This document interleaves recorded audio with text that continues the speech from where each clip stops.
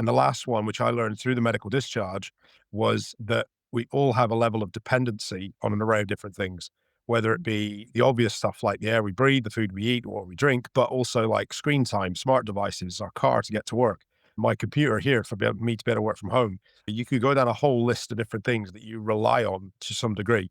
And the problem I had, the lesson I learned from that medical discharge is that I was too dependent on the military to the point where I nearly failed as a direct result of that.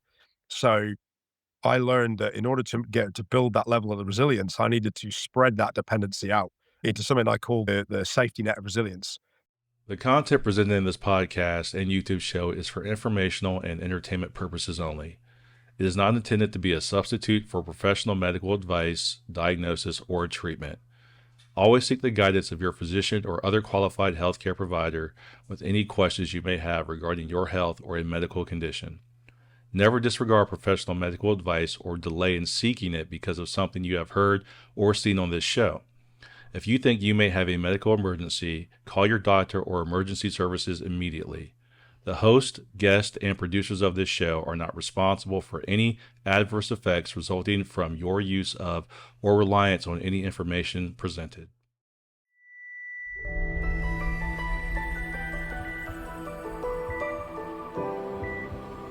Andrea, can you hear us?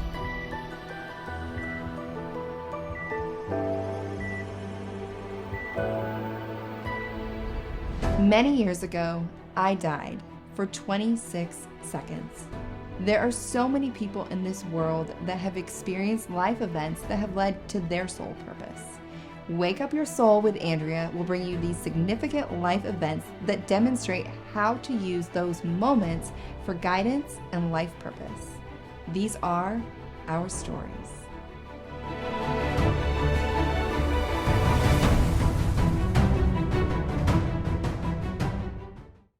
Hi, everyone, and welcome back to Wake Up Your Soul.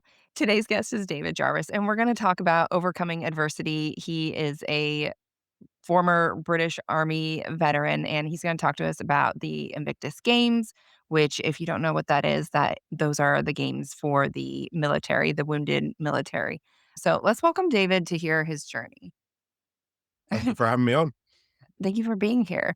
Your story is really interesting because it just continued to unfold. It seems like, I'm sure it felt like that for you too, where it seemed like it just kept unfolding into difficulty after difficulty. So let's go back to being in the military. You were in the British Army.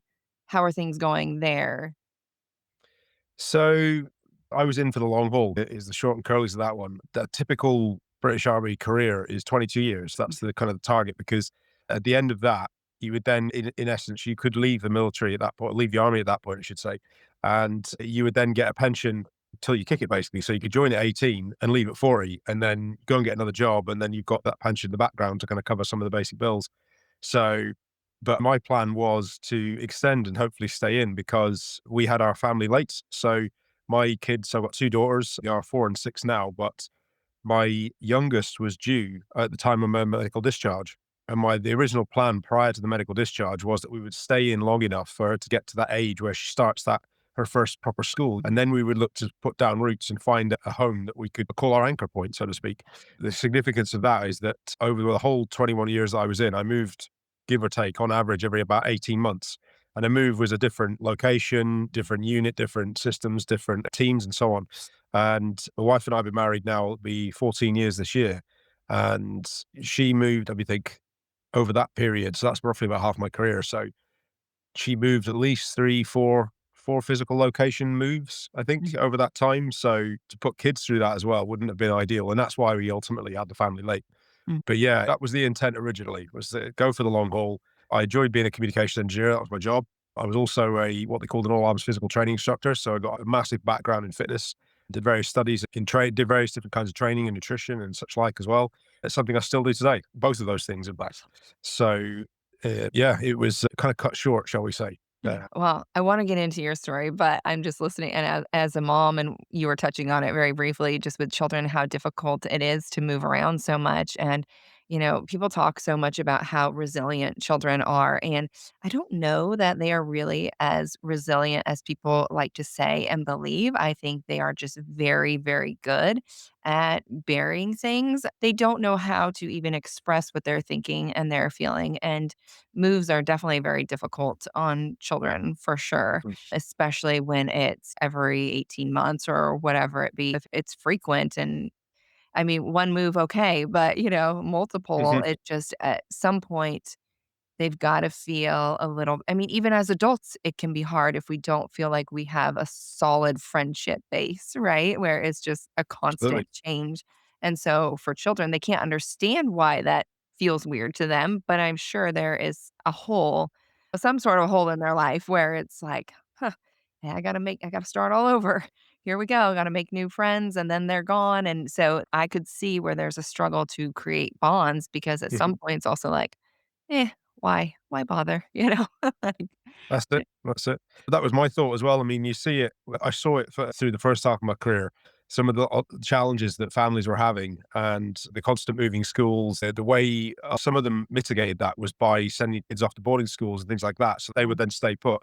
As tempting as that is, sometimes, like with my little terror bags, I don't think I could do that. You know what I mean? It's nice having them around, and being around them. And I suppose I can appreciate that a bit more because the when my eldest was growing up, those first couple of years, I was still in the service. So I didn't see them that often because I would work at base for maybe 10 days and then I go home for 4. So I do like a long weekend because Mhm, I lived so far, I was based so far away, sorry, from where they were in the latter part of my career. It was better to do that. So I had a day to travel, have a weekend, so to speak, a full 2 days, and then travel back on the fourth day, if that makes mhm, sense. So that was kind of how I did it. And it's nice having the luxury to be able to work from home and be part of their the walks to and from school and doing the day-to-day routines with them and such like as well. So, I mean, we recently got a dog, which is quite a transition in the family, and the yes, kids like to get involved with that as well. And one of the things I've tried to do, the condition I set when we got the dog was that we would get him trained and we would teach the kids how to do it as well. And that's been quite an interesting battle to try and teach the kids patience and to be clear. And when they're giving commands out and they're telling a dog to do something, they've got to make sure the dog knows it's a command, and all this mhm, kind of stuff. And it's quite entertaining sometimes when you see my 4-year-old telling my yeah, dog to sit and to give her a paw and give him his treat and such like. yeah. It can be quite entertaining. Yeah. Oh, I know. My 4-year-old, we have a dog. She's like 1.5, but she's so small that I didn't really bother to train her. But then she's like kinda naughty. So I thought maybe some training would, I don't know, make her a little bit better. I'm not really sure if it's gonna work. But anyway, so I started trying to teach her to sit, and my little one's just trying to give her treats. I'm like, "But she didn't do it yet." I was like, "You can't just give it to her." And so then it's like and then I'm, like, forcing the dog into a sit, and she's like, "Well, mom, she's not really sitting. You just pushed her into a sit." And I'm like, "Well, that's why you show her body, like, what it feels like to sit." And it's definitely funny training dogs with little kids because yeah, they're like, What is happening right now? Let's just give them all the treats for fun." Um, Well, here's the trick: you yeah. put the treat and you slide it down the back of their head, and then they sit. Oh, Yeah. interesting. And That then one, if you want to lie down, it's the reverse. You put it under the yeah, chest. Yeah. I did that with our big dog. It's weird. I told my husband, "Maybe something's, like, wrong with her spine," but she does not want to lay down. It's so weird. And even when we had a dog trainer, she couldn't get the dog to lay down, and she's a great dog, very obedient, like, "Leave it" is a great command for her. She does super well with that. But, yeah, when you try to get her to lay down and, yeah, you pull it down, and it's like I have to, like, push into her chest with the treat to 'cause then she's just like and she'll just keep scooching back, like, she does not want to lay down. It's I don't know, and she's smart, so I'm not sure what's going on there, but, Yeah. yeah, she I learned from YouTube. So this is our first dog. I didn't have a clue what I was doing. I just went, right, how do I do this? Let's just yeah. do it one step at a time, work from there. And I Huh, just saw the video of someone doing that and underneath, and yeah, it seemed to work. We've got a black yeah, lab, so I think they'll do anything for food. His nemesis is a boiled egg. I reckon yeah. I could get him to somersault for a boiled egg. Seriously. Yeah, well, ours, I mean, she'd work for anything, to be honest. That dog she's like this big, huge roly-poly. She's yeah. Anyway. So, David, let's go back to your story. So, you're in the military, and then what starts happening to lead to this medical discharge? So the nutshell of it is that I describe it to people as that I'm a walking bag of disaster. I've got something wrong with every bit of me, pretty much. Busted shoulders, knees, busted my wrists, a couple of ribs, two places in my back, and then just to rub it all in, a bit of PTSD just to mix it all together as well. It's not a happy mix, and over time as well. So it just got to a point where they'd moved me to a location, to a role that, although it was predominantly UK based, at the time I was actually supporting the National Health Service here in the UK at the back end of the pandemic. So I was responsible for all of the communications assets in the north of England that was used in support of that mission. And whilst it was predominantly desk bound, it was the there was the potential that I need to be deployed. So for that reason, I was put forward to a medical board for them to determine whether or not I should stay employed or not. And ultimately, they made the decision that I shouldn't be. And it was a bit gutting because there was only really a year to go before I hit that 22-year mark. And like I said, I was intending on extending because when they made that decision, that was the August of 2021, and Emily was born in December. And the original plan was we would try and, I think my 22-year point was expected to be the March of 2023. And the plan was we'd try and extend to 25 or maybe even beyond, but I didn't have any aspiration to leave. I had no plan. I didn't know what I would do in Civvy Street in civilian life. There was opportunities to get accreditations against your military experience, so you could line it up with Civvy qualifications. But it was just something I wasn't really that interested in because it added no value in the military. It Mhm. didn't matter what letters you had behind your name and all these post-nominal stuff and degrees and whatever. And because I had no aspiration to do anything in civilian life, it just didn't really, so I had no plan. And yeah, when they gave the medical discharge, because it was the pandemic was on, it was over the phone as well. It wasn't like it was over a desk in front of a group of medical officers, but they still did work it the same way in that they read through your file, they ask you loads of questions on it. It can last anywhere from like 2 or 3 hours. Mine was 3.5 hours long over the phone in an office. And the office was running on a kind of a skeleton crew because we're back on the pandemic. So I was the only one in. So the end of the conversation was the bit that was kind of surreal because the doctor said, as nice as she was perfectly pleasant about it. But at the end of the conversation, it still wasn't really that nice to hear. And she did apologize for what she had to say, but she had to say it. And the way she said it was, I had to cease all working activity from the moment the phone went down, hand over all my active work and focus on resettlement. And once I hit my end date, which was in January, so you're talking, what, 5.5 months, something like that. Once I hit that date, I would no longer be a serving soldier. I would no longer be entitled to support from the military. So I'd Mhm. have between now and then to get what I could. And then that was that, Wow. basically. So phone went down and I was looking around the room going, well, how do I do that? There's no one here to hand it to, and this Yeah. stuff is important right now. My chest is crying out for help. So what do I do? So the ball didn't really start rolling properly until the end of that month. And obviously the clock's ticking. Mhm. So I start I think I managed to get myself in with a support officer who essentially managed my time to be able to help me get on to different things as quickly as possible. So whilst still on one thing, they were organizing the next, if that makes sense. And we're talking anything from health and safety courses, first aid at work, to learning to write a CV again, interview techniques, all the kind of things that you would typically Yeah. do when you're leaving school or college, university to go and get your first job. I mean, bear in mind, it had been a couple of decades since I'd done it. So my mind is going 10 to the dozen because I've got no idea what I was going to do. In my local area, I was reaching out to taxi companies, to shelf packing company, to shops and stuff for shelf stacking, to box packing, in back of truck shops when they load up all the cargo trucks, you name it. And it was just lucky that I came across this. I think it was a Facebook job site, and I happened to come across this ad, and I think I either recognized the name or I recognized something about it, and I contacted the guy because he was an ex-signaler as well. So I was at Royal Signals, and he knew the position I was in. He knew the role I had. He understood the job I was doing. And he said, you'd be perfect in this job. And that was technical project management. Mhm. So I ended up getting a job, which is the same company I work for now. And basically, I move around doing various technical projects for various kind of different companies. I'm essentially pimped out to different companies to kind of smooth over projects that are ongoing, really. And it's good. It's fun. It's sort of kind of like being in the military still, except I just don't Yeah. have to physically move. I just change jobs, so to speak. So Well, you sound like a very proactive person because I feel like there's a lot of people that would get that discharge and just bury their head down and be like, what am I going to do? It was tempting. It And was not do tempting. anything instead of just like, okay, I'm just going to start throwing some lines out there and just see what happens, what I can hook on to. You definitely got after it. Okay. And then when does the diabetes stuff come in to play? So that was like completely unexpected. It was one of those kind of wow moments, like, how is this happening to me? So Yeah. basically, there was a number of different situations that happened around that medical discharge, and I was probably stressed to the max.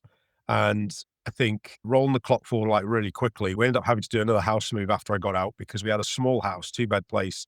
I was working from home. We had 2 kids at this point, so we knew that was too small, so we needed to get somewhere else. The mortgage very nearly fell through because I hadn't paid much attention to my credit scores, everything else while I was in the military. Put that down to the institutionalization, just being an ignorant twat, basically, excuse my French. But basically, and yeah, that was probably the lowest point because the mortgage fell through initially because of my scoring, and I had to do something about it. So I had to get rid of the car finance, all the other things I was paying bills on and stuff like that. And we lost X amount of £1,000 on those things because the agreements we had on, you know what I mean? And that was the kind of low point. That, and the reason I bring that up is because the doctors think that period, that medical discharge period, the stress I went through, Mhm. they think that is what did damage to my autoimmune system. Mm. Because typically there's 2 reasons you can get type 1 diabetes. One is it's hereditary. It comes from family, particularly your direct family, so your parents, or it can be damage that's done to your autoimmune system. It's typically in the younger generation, so it's usually kids, teenagers that get it. Yeah. It's rare that it comes to adults my age or older. Not unheard of. I think the oldest I've heard of is like 80 or something like that, I think. Oh, Uh, wow. but it's very rare to get it later in Yeah. life, is the bottom line. But neither of my parents have got it, and I'm one of 5 siblings, and I'm the only one that's got it as well. So Mm. that's why the doctors think that period had something to do with it. Anyway, rolling the clock forward very quickly. I got help from military charities with my mental health, with the PTSD, with getting some help with the medical stuff as well. That led me to the Invictus Games. And like you said, the Invictus Games is it's for serving and ex-serving personnel who represent their respective countries' armed forces. It's a multi-day, multi-sports event that Mhm. involves countries from around the world. It's kind of like the Paralympics, if that makes sense. So, Mhm. but it's a little bit more often. So it's about every 18 months to 2 years. Okay. But there's one key detail is that you can only compete twice in your lifetime.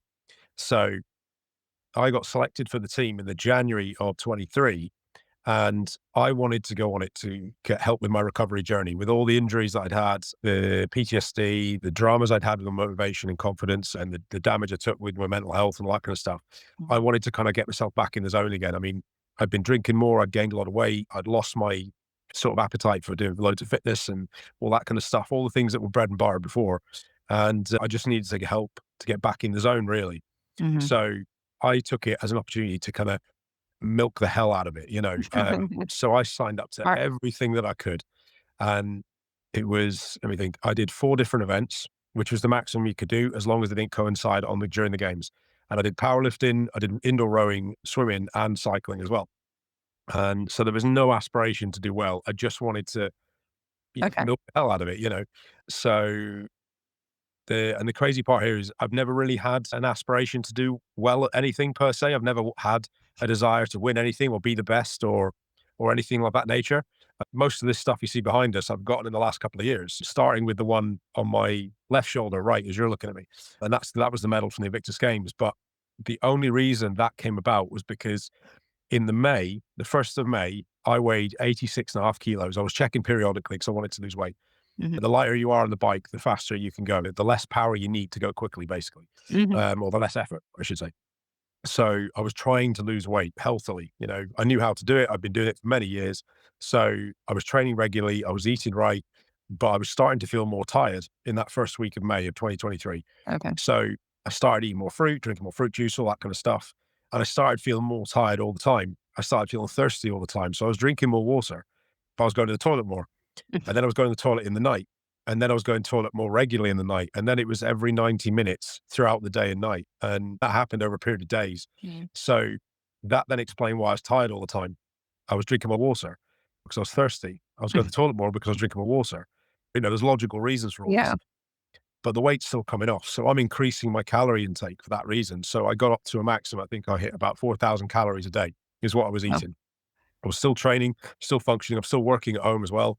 So, but things weren't adding up. The numbers on the bike weren't adding up. I wasn't able to lift what I could usually lift in weights. I was struggling all the time. And by the 15th of May, I'd given up trying to figure out what was going on. Mhm. And that's when I called the doctors. And they basically sent me for tests in a nutshell and rolled the clock forward to the end of the week. They turned around and said, look, your blood sugars are off the charts. Some of the highest numbers we've seen.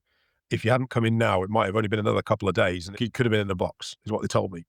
Mm. So that was when they basically said what I had was diabetic ketoacidosis. And what that meant is that my pancreas had stopped producing insulin. So my body, to get its energy, was eating away at the fat stores and the energy in my muscles. And that's why I was losing weight so fast. Mhm. The problem is the byproduct of burning fat is ketones. So when your ketones get too high, basically it's turning your blood acidic. And Mhm. that is ultimately what was killing me in a nutshell. Wow. So on that day, I was a touch over 70 kilos. So I'd gone from 86 and a half on the 1st of May to a touch over 70 on the 19th of May. So it's certainly a great way of losing weight, but not something I would recommend to anybody. What were your symptoms at the time other than you were drinking a lot of water and you were losing weight and your muscles were not functioning like they used to? Did you feel lightheaded? Did you feel jittery? What were you feeling? So the only other sort of distinct symptom that I remember was like a burning sensation at the back of my throat. And the doctors told me that, and that was in the second week as well. That was the second week of May. The doctors told me that that was the point at which the ketones in my body were getting so high, my body was trying to counter it by breathing them out. And Wow. that's why I was getting that burning sensation in my throat. There was definitely times when I felt so lethargic that I struggled to stand up or keep my Mhm. eyes open. And I just put that down to tiredness as opposed to feeling dizzy or anything like that. But the blunt truth of it is that I was just kind of grising it out, as we say in the military. I was just trying to make it work. I just Yeah. assumed it was because I was training twice a day and I wasn't used to doing that again because it'd been a long time since I'd done that. And I think wait, in life, there's these periods in life where we don't yeah, always feel, or at least for, I mean, obviously I struggle with a lot of different autoimmune and different things, but so for me, I mean, maybe not for everybody, it's like this, but there's definitely periods where it's like yeah, I feel my normal and then other periods where I don't. But you've been through so much and it's just like, okay, we just got to push through this. It will balance mhm, out at some point. Let me just keep going. And you just, I get it. Like I've had a lot of serious things and I basically wait until the point where it's like I'm basically dying and then I'm going to get the help because otherwise it's like, well, for me, I'd been to the doctor for so many different things. And when the symptoms are on the more mild side, they never seem to be able to figure out what's going on, so until it gets super mhm. severe, so I'm just like, "Well, I'm just gonna." Like, every time I've ever gone to the ER, it's basically like, "You've got a couple hours to save me here," because it's like, if I go too soon, I think they're just gonna send me home, and I know something's wrong, so I'm just gonna wait a little bit longer. It's a terrible strategy, I do not recommend. Right. You've got to get your money's worth out of these things. You know what I mean? Yeah. Well, that's exactly what I did, really. I mean, not deliberately, of course, but I Yes. didn't realize that it was that serious. The bit that made it really hit home, though, was when the doctor said to me that they basically pulled up this chart and it was like a bar chart. It went red, amber, green. And at the green end, I remember it was a number 40 there. And it was basically, they look at the red blood cells and they live for 90 days. And basically, they take an average blood glucose reading using your red blood cells in a nutshell. So basically, you get a 3-month average. And the ideal number that type 1 diabetics in the UK need to get is 40. I think it's a different scale they use in America, but Okay. the on the red end, it's 119. And at that is that on the chart, I remember seeing a black arrow with above it saying, if you're here, you need to seek emergency help now. Mhm. My number was 147. I was way off, you know. So, and that's when they kind of said, "Yeah, this really is serious. Yeah. We need to get this under control quickly." Mm. So, I spent about 2-3 hours, give or take, in the hospital that day on the 19th of May. They were showing me everything I needed to do because I walked out of that hospital having to take 5 injections of insulin a day and having to do 4 ping pricks a day to test my own blood sugars. So basically 9 needles a day, and that's typical for type 1s. I imagine it's the same in the US or same anywhere, I suppose. Yeah. But yeah, it was quite a change. I don't remember much about the afternoon afterwards because it just seemed a bit surreal, you know. Mhm. Basically the idea of having to manage my own medical requirements and learn how to manage it with all these different variables that you have to consider. So Well, I mean, diabetes is interesting because it is, mhm, like you're saying, you have to manage it yourself, and it's one of those things that your body, for most people, it manages your glucose on its mhm. own, and you don't have to think about it, and it's one of those things that's done automatically for you, and so I can imagine the mental mind struggles with all of that. Like, oh my God, now I have to deal with managing something that my body should just be doing for me, but now I have to do it for it. It's just a whole nother thing. And I can relate to your story though, on the levels. I recently was at the doctor and he was like, Andrea, I know that you look good and you think you feel good, but the inside tells a different story. He's like, your number, it was like 2,600 or something, I think. It actually might have been higher. It was something through the roof. He's like, "It's supposed to be, like, only a couple hundred." I was like, "Yeah, so it's kinda bad." And he's like, "No, it's really bad." And I was I'm like, "I know that. I'm just joking." I'm like, "I get that. I see that." But it's interesting because it was such a valid point, though, that he made that sometimes the way we look on the outside and the way that we even feel sometimes can be dramatically different from what's actually happening under the surface, and we don't even realize how extreme it is, like, you were still living and breathing, and you may not have realized that, like, tomorrow could be the end. Like, you may not Mhm. have realized that you were that close. That's it. That's exactly it. I was none the wiser until they brought that chart up. I mean, they already said that it was serious. They already said, we're amazed you're sat here talking to us happily and not lying on a bed somewhere, but it didn't twig until they showed me the chart and they showed me my numbers off the test result. And yeah, I was just like, okay, maybe I need to pay attention here. Yeah, for This sure. is, it's not ideal. I mean, I'd competed in a local event just the week before as well, Oh, and it was wow. on a circuit that I'd done numerous times before as a time trial cycling circuit. And time trialing is just you against the clock. You just got to try and set your fastest time. You're not racing against anybody per se. You set off at 1 minute intervals and you just got to try and set your fastest time. And it's typically sort of a 10 mile is a typical distance. And when I did it the week before, I was actually 6 minutes slower than previous attempts, Mm, which on 10 miles is not, it's a huge number. You might knock off 10, 20 seconds here and there, depending on which direction the wind's blowing or if it's a cooler day or a hotter day and so on. But 6 minutes is just ridiculous. And that was the point where I was starting to get red flags. And then ultimately I called the doctor on the 15th. But the next day, though, the 20th, that was the day that my mindset sort of switched from being in recovery mode, which had been in the last sort of few months, aiming to kind of work on my injuries and get the most out of it all and so on and so forth. That got completely sidelined. And the reality was that I had to change my direction of what I was targeting because the doctors wanted me to quit. They said, it is serious. You need to focus on your health. The team manager agreed. And to be fair, it was the right and the sensible thing to consider. to But consider. yeah, well, that's my choice of word. They thought it wasn't to consider. I should have done it. But but yeah, to be fair, it was sensible advice. I can't knock it. So, and it was the right thing to suggest as well. So, but I knew because of my background in fitness and nutrition and such like, I understood the complexity of it and the challenge that it would be. And for diabetics, typically anxiety and depression is quite common because it is a challenge to maintain it. I mean, there's any number of variables that impact your blood sugars and hypos and hypers can be really challenging for some people. And like I said, anxiety and depression are quite common in the diabetic community. But and I kind of recognized that. And when I got home, the next morning, I got up at my usual time and had a decent night's sleep. So I got up feeling like $1 million, even though I was still hanging out my ass, really, in all truthness. But I was still just over 70 kilos. So that morning, I woke up at a normal time. And normal time for me is like 5:30 in the morning. It's like a military thing. My body clock was set. And I woke up feeling better than I'd felt for the last 2 weeks, basically because I had insulin in my system again and my numbers were coming down.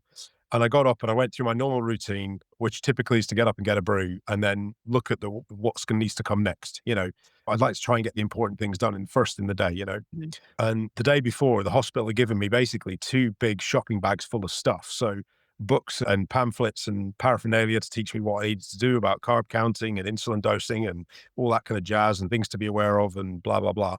Various spare medication packs, testing kits, spare testing kits. It was a lot of stuff. yeah. So what I did was, with the aim of trying to understand what I was going to need to do, I laid it all out on my kitchen table. And we're talking like a typical 4 or 5 senior table. And it literally covered the table, all this stuff. And I remember looking at it and I kind of had an epiphany moment because when I spoke to doctors the day before, I'd got them to agree to let me have the weekend to think about it, the idea of what I was going to do next. Would I step back from the team or would I keep going? Bear in mind that the back of my mind about the idea that you can only compete twice. Yeah. Yeah. So I had to give it some serious thought. What was I going to do? So I had this epiphany moment and I was looking at all this stuff and I was going like, this is going to be a hell of a challenge. And if I'm going to make it work, I've got to set a goal that's going to be as significant as the challenge. And the epiphany kind of just hit me. It was like the significance of the goal has to match the scale of the challenge. And it's going to be a nuts challenge. So I've got to go big or I've got to stay at home. It's one of the two. So the biggest thing I can go for is a gold medal. What else can I do, to go there? And the time trial was the obvious one to target because I've got an experience with cycling, but also it's just me against the clock. I'm not in a race with other people. There's no other variables of like crossing wheels of people and getting knocked off or referees calling something wrong or like in the swimming, for example, or in the rowing or whatever. It's just me. The moment the shouts start or the gun goes, I just hit the gas and just keep going till I cross the line. Mhm. And as long as I leave it all out on the track, then that's all I need to do. So I use that as my target to work my way through the problem. Yeah. So I mentioned that I walked away from the hospital knowing that I need to take 9 needles a day, and that's standard for most diabetics. But I knew from looking at that table of stuff that in order to manage the condition around all the training, around all the calories I would need to take for the energy and all that kind of stuff because of the training I was doing and so on, and obviously all the recovery needs, all the protein and all that kind of jazz as well, I was going to need to test more often. It was a sure thing. So that happened pretty quickly. But I think by the end of the first week, I was doubling up on the needles I was taking. I was making mistakes with the insulin I was getting. So sometimes I have to correct and take more. So that was another needle again. By the second week, the number had gone up again. The most recorded blood tests I think I did was 43 in one day and Mhm. pinpricking. So needles in my fingers to get drops of blood. Yeah. And then there's the insulin injections. Then there's the corrections. So you're easily talking 50 needles in one day, maybe more.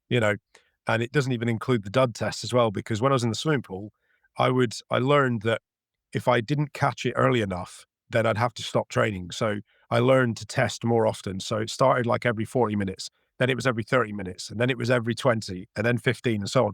But every time I got out Wow. of the pool, I learned by mistake that if I didn't dry my hands properly, Mm. when I got to jab myself, the reader, the tab that you rub into the blood, Mhm. it would sometimes come back with a dud test. So that happened quite regularly when you're coming out the pool and you haven't dried off properly, or a drip of water drops off your head or whatever.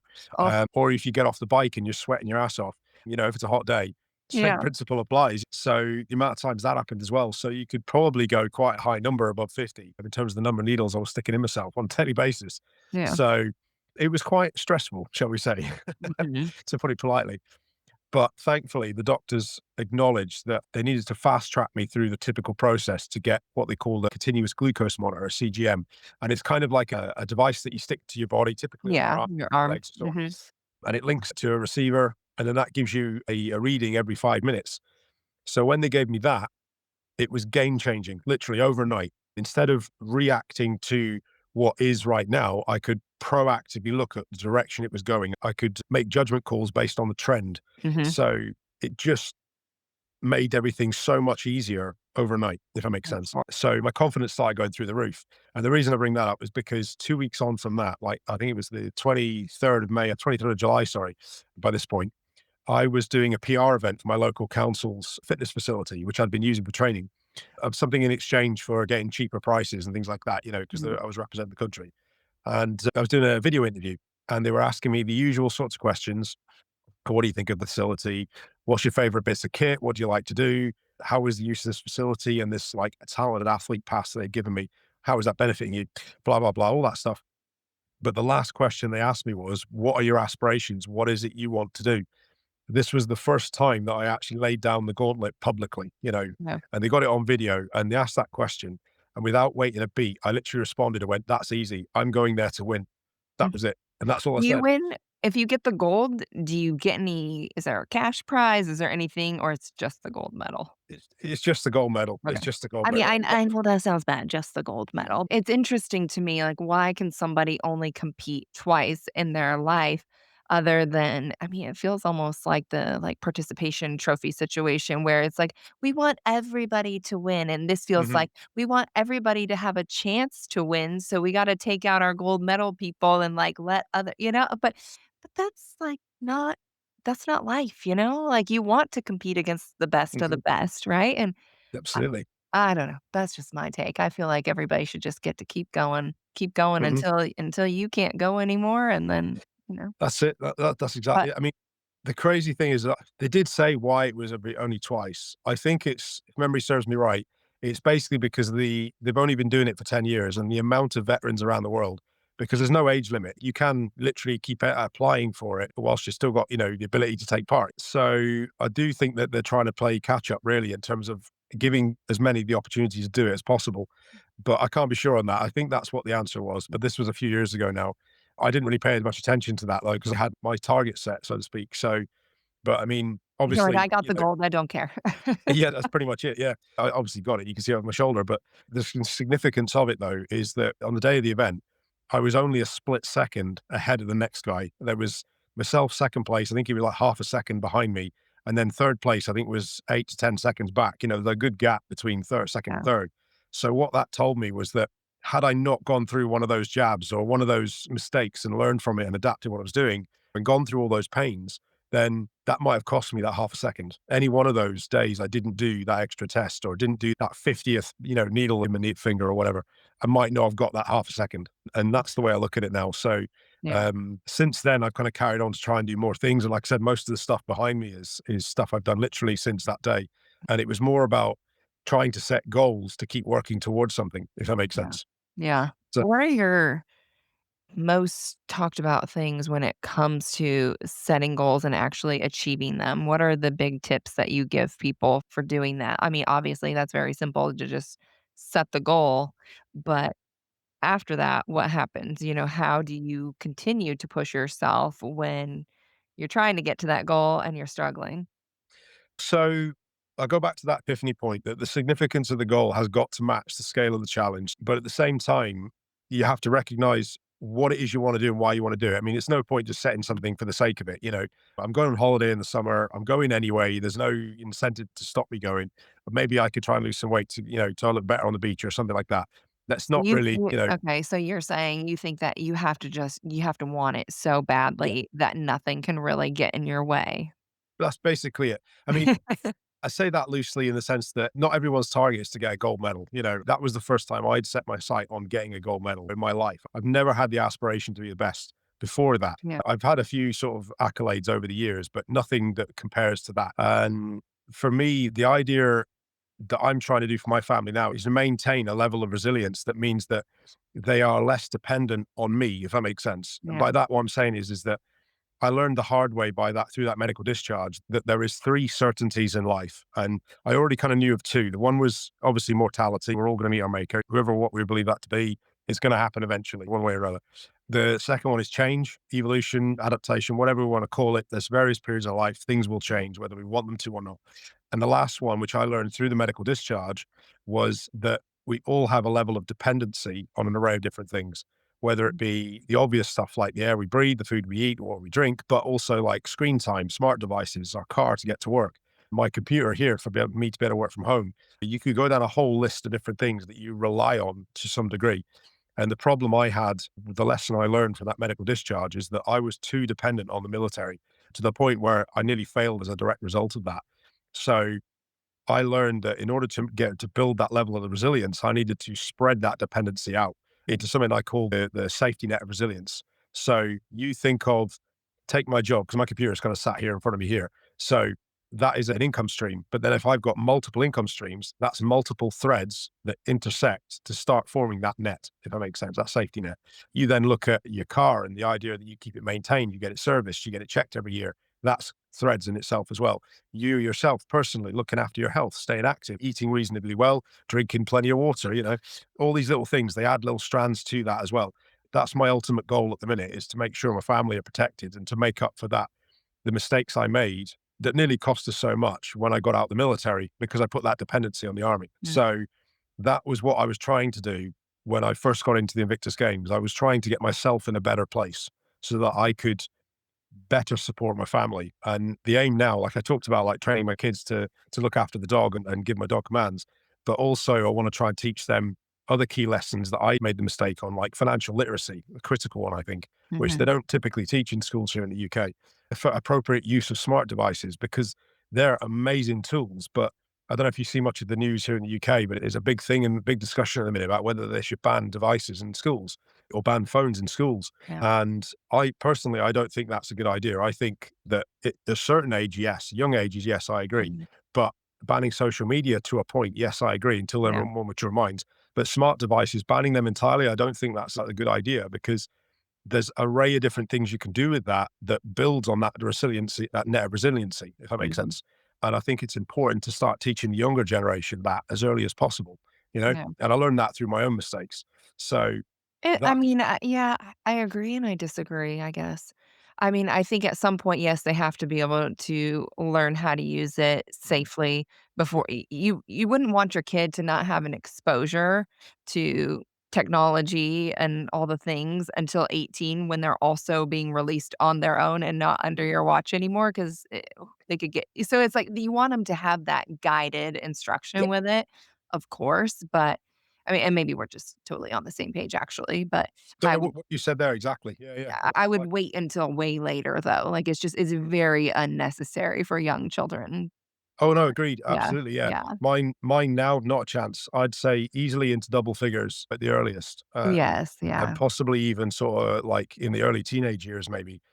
And even then, it would be guided through. The idea of buying them at the latest smartphone or whatever and letting them have at it, unrestricted, just not a chance. But then at the other extreme, like you touched on there, the idea that they don't get access to it at all till they're 18, and then they get it completely, all of it, all at once, all completely unfiltered. That's a dangerous game, I think, if the UK, for example, goes down the route of banning it all.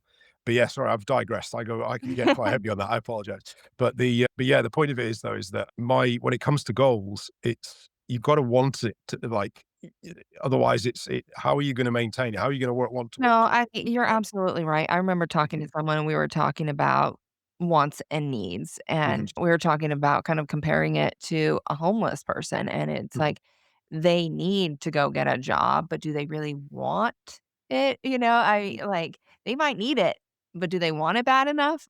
Obviously not. And I'm not gonna say that about every single person. I get there are circumstances and there are definitely some homeless people that need the assistance that they are not getting. I do understand that, but that was the example she was giving, and I mean, it's the same for, like, weight loss, right? There's some people that really need to lose 200 pounds, but they just don't want it bad enough. If mhm, you wanted it bad enough, it's possible, right? And so sometimes mhm. we just don't want something bad enough, or That's we're it. just I mean, we want it, but we're exhausted, and that's a thing too.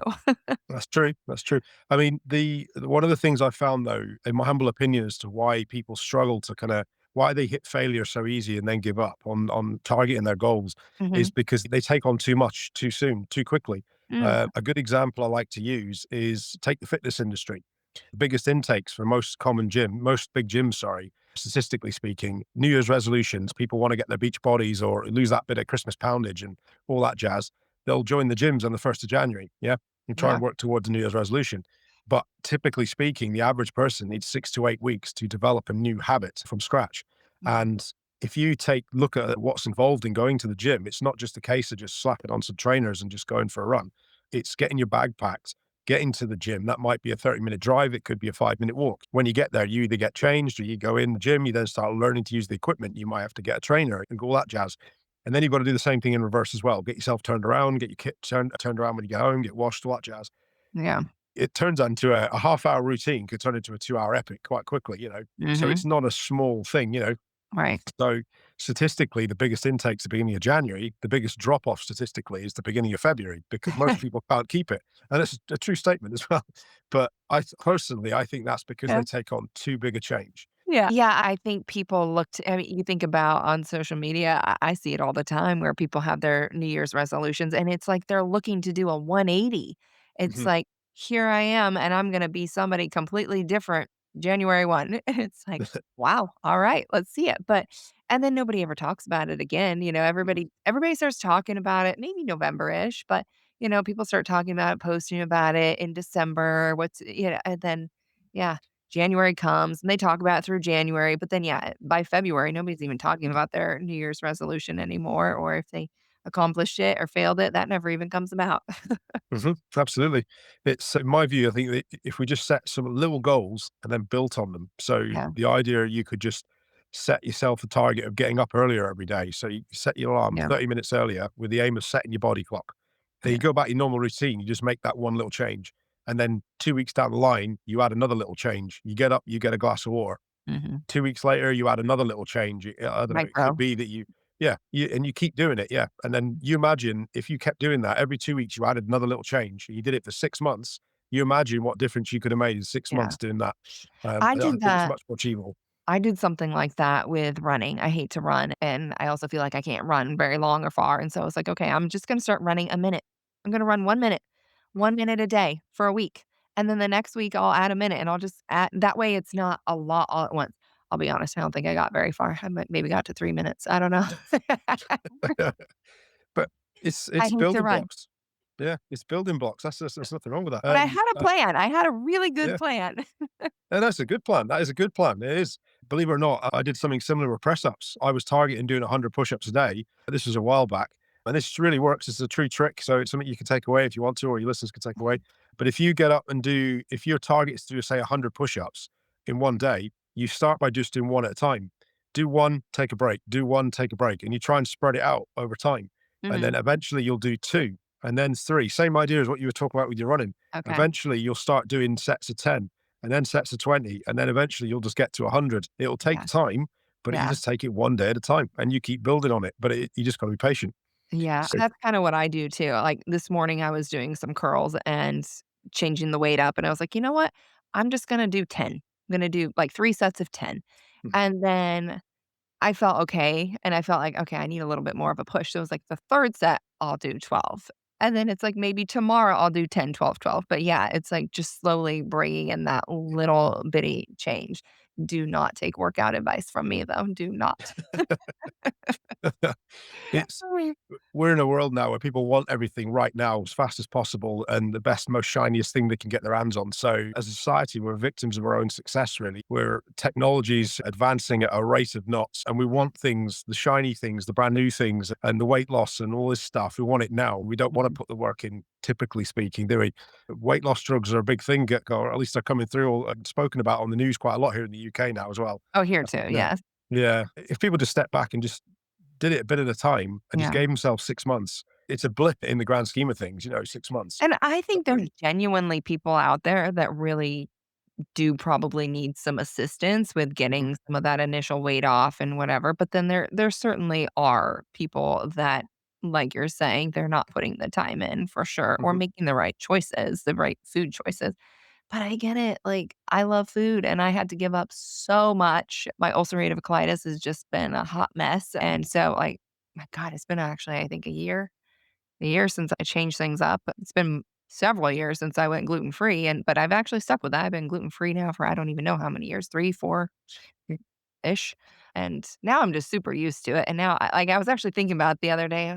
I don't even know if I would want anything with gluten. This is all I know now at this point. If I needed bread or I need this or that, like I know exactly what I would go to and I'm used to it and I like it. So I'm not seeking or needing any of that. But yeah, it's a process and it's hard sometimes because food is yummy, but there we can find alternatives. But anywho, okay, so back to your journey. So right here we are. So you go and you get the gold medal. And after that, what did you feel from getting that gold medal? Well, as embarrassing as this is to say, this is actually on video for everyone to see. The world's media was there because it was actually Prince Harry that put it around my neck. Okay. So all the photographers and videoers were all there, all the people you'd expect to see there with someone like that there. And what's her name? Megan was there as well. So they had all the world's media there around us. And it was quite a surreal experience, but it was a bit of a blur as well. So when I watch it back, I can kind of picture in mind what was going on because I'd put myself under a lot of pressure to fill this goal. Yeah. And when he put it around my neck, I just couldn't contain it. And you can see that in this video. It's on YouTube as well, by the way. In fact, if you look on my YouTube channel, I put a clip of it on there. It's one of the newest videos I put up there. And the key bit of that is that it was Prince Harry's birthday on the same day. And it's also my wife's birthday as well. Mm, And she was on the other side of the barriers with my daughter, my eldest daughter, Sophia, who was 4 at the time. And Prince Harry actually went over to the barriers, picked my daughter up over the barrier. She comes running up to me. We have a great big cuddle. I'm doing the typical Scottish thing, wearing my kilt as well. The media are having a full on frenzy because they're seeing all this emotion going on. I'm completely oblivious to all that at this point, though. When walking over to the barrier to my wife as well, and we had a massive, great big family moment because the truth of it is my wife is the only one who really saw everything that I was going through day in, day out with this, Yeah. with learning to live with this condition and learning to train with it as well. And I say that because I saw the team with some level of regularity, but it was mostly every other weekend. You know, most of the training camps were down in England where I'm located. It's about 8 hours drive to the north of there. So I didn't see my team that often. So Mhm. they weren't really exposed to what I was doing day in, day out all the time, you Mhm. know. So that moment that you can see on this video clip, it was basically us just letting go of all that drama that we'd had to deal with, you know. And you see what the moment where it kind of washes off us and we just Mhm. start getting happy because, like I said, it was my wife's birthday and I was so focused on the race and so focused on getting ready. I hadn't said anything to her all morning at all. I hadn't seen her because we were staying in different hotels. And I had my sporran on, which is that little pouch that we have on the front of our kilts. Mhm. And I pulled a birthday present out of my sporran, handed it over to her, and said happy birthday to her. And all the cameras are all getting this and loving it. And I didn't notice till afterwards, but the commentator on the tannoy, he's talking about this at the same time. And you hear him on the video saying, "Oh, look, and he's just telling her now he hasn't actually forgotten her birthday," you know. And it was quite comical because then Prince Harry comes over and we're like, "Oh yeah, everybody's having a cuddle at this point and saying happy birthday to each other and so on and so forth." Yeah. But then the funny story is I'd put the medal over my daughter's neck, given Sophia back to my wife, to Stephanie. And Prince Harry had then got myself and Casper and Kenny, the silver and the bronze medalist, two absolutely lovely blokes from Denmark. And we started walking back up the finishing lane. And it was only we got halfway up when I realized that I'd left the medal around Sophia's neck and she'd legged it. So I'm walking up there with the other medalists with their medals on around their neck with Prince Harry there. And I'm just sat there, just, you know, oh, I got to roll with it. I swear I won. So, you know, so yeah, so again, you can see all this as well on this video clip. So yeah, it was a good laugh. When you look back at it now, I do have a bit of a laugh with it, but Yeah. yeah, at the time, it was just a massive release of pressure, and you can Yeah. kind of see that when you watch it back, Yeah. and I don't think it's something I'll experience again. Just well, I certainly hope I don't, because it took a life-threatening condition to do it, you know. So I don't want to go through it again personally. Yeah. I look back and I think, why would someone turn himself into a human pincushion for Yeah. this kind of thing, you know? And whilst I'm glad I did it, I couldn't ever see myself doing it. Mhm. It's one of those crazy things that it's kind of surreal now. I just think, did I really do that? Did I seriously? And I look back on my medical charts and you can see it's all recorded. And it's just like, that's just Yeah. incredibly nuts. I just can't imagine why. We But definitely yeah, we definitely always do some crazy things that we don't realize how crazy, they are until we get to the other side of it and look back, and it's like, "Wow, I was mhm. nuts." Yeah, I definitely count. Yeah. So that's Yeah, another one I've add to my resume is walking pincushions. yeah. So, David, what is your number one thing that you say to people when they're really struggling and they're just down in a hole? So I've got a problem solving process that I've Mm, learned over time with the military, and I learned to articulate in the last sort of couple of years as a result of all this and starting my own business in speaking and trying to help people with their personal resilience. And that's my primary sort of aim at the minute, is to help people do that. And it's a 5-step process. And the first one is absolutely critical because one of the big mistakes I see people making, like we talked about earlier with the goal setting, is they make it too complex too quickly. They overthink it and take on too much, and then it overwhelms them in some way, shape, or form. And it ultimately they end up quitting. mhm, So the first thing is to do something simple. And for me, I get up and I get a brew. I mentioned that earlier. The day after my diagnosis, I got up, I went through a normal routine. I went and got a brew and then I sat down. The second thing is to then, I like to say, give it a kiss. KISS is that acronym. I'm sure you've heard it as well. It's that keep it super simple. I just like to say, give it a kiss because it just gives a mild, jovial sound to it, doesn't it? But that was the idea of me laying everything out on the kitchen table and starting to break it down because the third step is to get understanding. And mhm, I say understanding and not to understand because I don't need to know the detail of it. I don't know the medical terminology for this condition or how my pancreas produces insulin or doesn't produce insulin in my case, and all the medical terminology going. I haven't got a clue. Don't know. Don't need to know all that stuff. That's just another level of detail. I just need to know what I need to do next and why I need to do it. The fourth step is to embrace the change and the inevitable mistakes. And obviously, I'm a prime example that you can get a lot of mistakes and they can come in droves. And mhm. every one of those needles I had was just an example of yet another mistake. So it was really hard to do that, to take that challenge on mentally. Was But you've got to embrace the mistakes because, in my humble opinion, mistakes, our failures are our greatest source of education. As long as we're prepared to learn from them, Yeah, we can adapt and move on. And that's the final yeah, step. And it's to learn, adapt, repeat. So mhm, the critical thing I would tell anybody is back to number one, is to do something simple. Put that foot forward, take an action, simple action that doesn't require a lot of thought, because taking action is a step forward towards a resolution. If you're just going to sit back and think about Yeah. it, that's all you'll ever do. Well, think about it, think about it, think about it. I can think about making £1 million, but it isn't going to put £1 million in my account. It's the action towards doing that, getting a business started, making it a success, and then bringing it home. That's what will get me to £1 million. But the thinking about it isn't going to do anything. Yeah. So doing something simple is absolutely critical, in my view. And it could be Absolutely. just having a breath. It could be drinking a glass of water. In my case, it's make a cup of coffee. You know, Mhm. Yeah. Do something simple and learn to feel accomplished with that simple thing and then add to it. Yeah, absolutely.